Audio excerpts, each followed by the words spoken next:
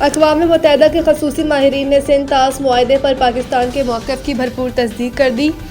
اقوام متحدہ کے اسپیشل رپورٹرز اور خصوصی ماہرین نے سندھ طاس معاہدے سے متعلق پاکستان کے موقف اور بیانیے کی بھرپور تصدیق کرتے ہوئے بھارت کی جانب سے معاہدے کو ہیلڈ ان ایبسنس رکھنے کے اعلان پر گہری تشویش کا اظہار کیا۔ اقوام متحدہ کے خصوصی ماہرین کی رپورٹ کے مطابق پانی کے بہاؤ میں رکاوٹ یا اس کی دھمکی پاکستان میں کروڑوں افراد کے بنیادی انسانی حقوق کو متاثر کر سکتی ہے۔ رپورٹ میں واضح کیا گیا ہے کہ اس فیصلے سے پانی، خوراک، روزگار، صحت، ماحول اور ترقی جیسے بنیادی حقوق براہ راست زد میں آتے ہیں۔ خصوصی ماہرین نے زور دیا ہے کہ سرحد پار حق آب میں کسی بھی قسم کی مداخلت سے اجتناب لازم ہے اور پانی کو سیاسی یا معاشی دباؤ کے آلے کے طور پر استعمال نہیں کیا جا سکتا۔ رپورٹ کے مطابق کوئی بھی فریق یک طرفہ طور پر سندھ طاس معاہدے کو معطل نہیں کر سکتا اور یہ معاہدہ اس وقت تک نافذ رہتا ہے جب تک دونوں حکومتیں باہمی رضامندی سے نئے معاہدے کے ذریعے اسے ختم نہ کر دیں۔ اقوام متحدہ کے ماہرین نے بھارتی اصطلاح ہیلڈ ان ایبسنس کو مبہم قرار دیتے ہوئے کہا کہ بھارت نے معاہداتی قانون کے تحت معاہدہ معطل کرنے سے متعلق دفعات کو واضح طور پر بروئے کار نہیں لایا۔ رپورٹ نے معاہدے کے طے شدہ طریقہ کار کو بائی پاس کر کے یک طرفہ معطلی کو غیر قانونی قرار دیا گیا۔ صدر مملکت آصف علی زرداری نے ڈگری کیس میں نااہل قرار پانے والے اسلام آباد ہائی کورٹ کے طارق محمود جہانگیری کو جج کے عہدے سے ڈی نوٹیفائی کرنے کی منظوری دے دی۔ صدر مملکت نے وزیر اعظم کے مشورے پر طارق محمود جہانگیری کی ڈی نوٹیفیکیشن کی منظوری دی۔ صدر پاکستان نے اسلام آباد ہائی کورٹ کے فیصلے کی روشنی میں طارق محمود جہانگیری کی تقرری کو غیر قانونی قرار دیے جانے کے بعد ڈی نوٹیفیکیشن کی منظوری دی۔ اسلام آباد ہائی کورٹ نے اپنے فیصلے میں جسٹس طارق محمود جہانگیری کو تقرری کے وقت درست LLB ڈگری کا اہل نہ ہونے پر عہدہ خالی کرنے کی ہدایت کی تھی۔ یاد رہے کہ گزشتہ روز اسلام آباد ہائی کورٹ کے 2 رکنی بینچ نے ڈگری کیس میں جسٹس طارق محمود جہانگیری کو جج کے عہدے کے لیے نااہل قرار دیا تھا۔ طلبہ رہنما عثمان ہادی کی ہلاکت کے بعد ڈھاکہ سمیت متعدد شہروں میں ہنگامے پھوٹ پڑے۔ سنگاپور کی وزارت خارجہ نے جاری بیان میں کہا کہ ڈاکٹروں کی بھرپور کوششوں کے باوجود ہادی زخموں کے اثرات سے نہ بچ سکے۔ بنگلہ دیش کے روزنامے اخبار کے مطابق ہادی، جنہیں آئندہ فروری میں ہونے والے قومی انتخابات میں ڈھاکہ 8 حلقے کے ممکنہ امیدوار کے طور پر بھی دیکھا جا رہا تھا، 12 دسمبر کو دارالحکومت ڈھاکہ میں آٹو رکشہ میں سفر کے دوران سر پر فائرنگ کا نشانہ بنے۔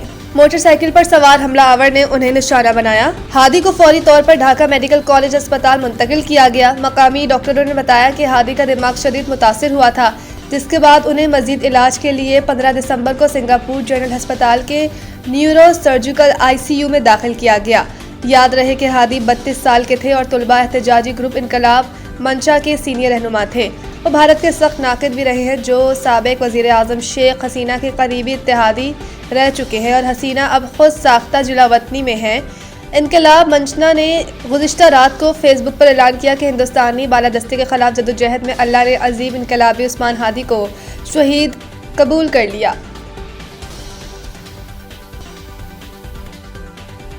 وزیر اعلیٰ کا کراچی میں بھتے کی پرچیاں ملنے کا نوٹس، پولیس کو فوری کارروائی کی ہدایت۔ وزیر اعلیٰ ہاؤس سے جاری بیان کے مطابق وزیر اعلیٰ سندھ نے ایسوسی ایشن آف بلڈرز اینڈ ڈیولپرز کے وفد سے ملاقات کی، جس کی قیادت چیئرمین حسن بخش کر رہے تھے۔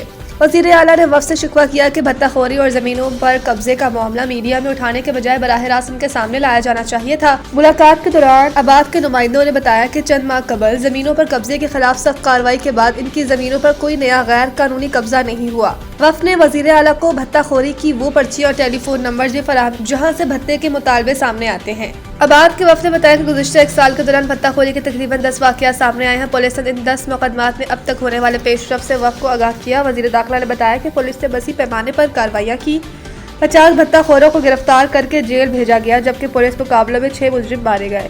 وزیر اعلیٰ سندھ مراد علی شاہ نے پولیس افسران کو ہدایت کی کہ بھتہ خوری اور زمینوں پر قبضے سے متعلق آباد کی شکایات پر فوری کارروائی کی جائے۔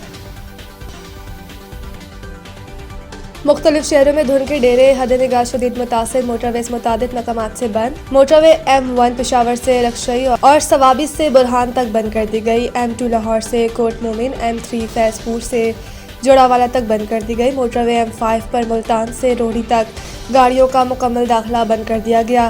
لاہور سیالکوٹ موٹر وے M11 بھی دھند کی وجہ سے بند کر دی گئی۔ گجرانوالہ، بھاولپور، احمد پور، شرکیہ، رحیم یار خان اور صادقآباد میں بھی شدید دھند رہی۔ قومی شاہراہوں پر بھی حد نگاہ کم ہو گئی۔ ٹریفک کی روانی متاثر ہوئی۔ ترجمان موٹر وے پولیس نے شہریوں کو غیر ضروری سفر سے گریز کی ہدایت کر دی۔ ملک کے مختلف شہروں میں فضائی آلودگی بھی برقرار رہی۔ لاہور دنیا کے آلودہ ترین شہروں کی فہرست میں پہلے نمبر پر آ گیا۔ ایئر کوالٹی انڈیکس 428 تک پہنچ گیا۔ رحیم یار خان میں AQI 492، گجرانوالہ میں 447 اور فیصل آباد میں 434 ریکارڈ کیا گیا۔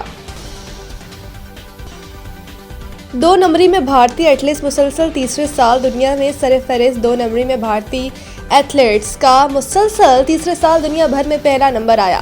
ورلڈ اینٹی ڈوپنگ ایجنسی واڈا کی سالانہ رپورٹ میں بھارتی ایتھلیٹس مثبت ڈوپنگ ٹیسٹ میں سر فہرست پائے گئے۔ واڈا نے 2024 میں دنیا بھر میں ہوئے ڈوپ ٹیسٹ کی رپورٹ جاری کر دی، جس کے مطابق مختلف کھیلوں میں مثبت ڈوپنگ ٹیسٹ والے ایتھلیٹس میں بھارتیوں کا مسلسل تیسرے سال پہلا نمبر رہا۔ بھارت کی اینٹی ڈوپنگ ایجنسی نے 7113 ڈوپ ٹیسٹ کیے، جس میں 260 مثبت آئے۔ 2024 کی فہرست میں فرانس ڈوپ ٹیسٹ کے ساتھ دوسرے نمبر پر اور اٹلی 85 کے ساتھ تیسرے نمبر پر رہا۔ واڈا کی رپورٹ کے مطابق 2024 کے دوران پاکستان میں 13 مثبت ڈوپ ٹیسٹ رپورٹ کیے گئے۔